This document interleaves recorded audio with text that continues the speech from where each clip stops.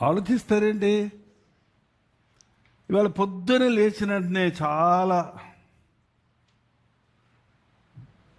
ఒక పక్క బాధ, ఒక పక్క సంతోషం కలిగే సమాచారాలు విన్నాం. మన ప్రియమైన దియా ప్రసాదరావు గారు, ఆయనకి ఇంకేమన్నా బిరుదులు ఇవ్వకముందు మన ప్రియమైన దియా అంటాం అంతే మేము. దియా ప్రసాదరావు ప్రభు సన్నిధికి నిద్రలోనే తెల్లవారుజాము 4 గంటలకి వెళ్ళిపోయారు. అది చూసిన వెంటనే మొన్న ఈ మధ్య మాట్లాడాను, ఒక 1 మంత్ అయిందో 1.5 మంత్ అయిందో, కానీ నేను బాగున్నాను బ్రదర్, మీరు పెడితే వస్తాను, చెన్నై రావాలి బ్రదర్ అని కూడా చెప్పా.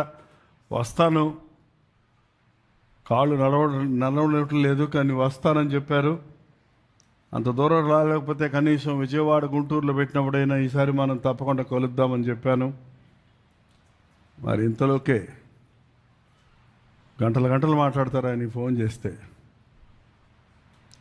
అన్నయ్య నా కోసం ప్రార్థన చేయని ఉరక చేసేవారు ఇంతకుముందు, ఇప్పుడు సిక్ అయ్యాక కొంచెం ఇదయ్యారు. బట్ ఎనీవే ప్రశాంతంగా ఎవరికి ఏ బాధ కలుగు చేయకుండా పడకలోనే పొద్దునెళ్ళి చూసేటప్పటికి ప్రభువునందు నిద్రించారు. ప్రభువునందు నిద్రించిన వారు ధన్యులు.